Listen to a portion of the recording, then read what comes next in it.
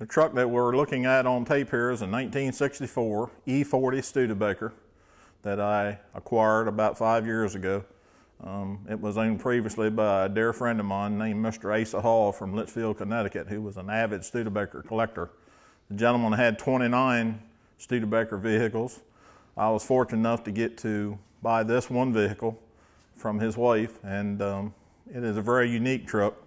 Had some very unusual, odd features about it. It is also documented as being the very last Studebaker truck that was built on the assembly line in 1964. And it has air brakes, a 289 small V8 engine, which at that time in 1964 was a pretty good size engine.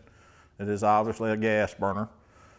Has a 5-speed, 2-speed rear, and came from the factory with a fifth wheel on it. And it is very unusual that it even has a Fruhoff fifth wheel on it from the factory. It is documented with Studebaker as being their last truck that they built. It's very unique, and I'm proud to own it. And it was in great shape when I bought it. It was just still the original red paint, and a couple years ago we did restore it, repainted it, and made some improvements to it, and really enjoy carrying it to shows. It really sparks a lot of interest with different people. The second truck that we'll be looking at will be a 1969 Chevrolet truck that was given to me as a graduation present when I got out of high school. I thought at the time, several of my friends, as we graduated school, got new cars and motorcycles, and I thought that was wonderful. My father seen fit to give me a 3-year-old Chevrolet truck that I thought was absolutely the world's biggest ripoff. And 40 years later, and 400 and some thousand miles later that I have driven that truck over the years, I have a whole different feeling for my father and the truck.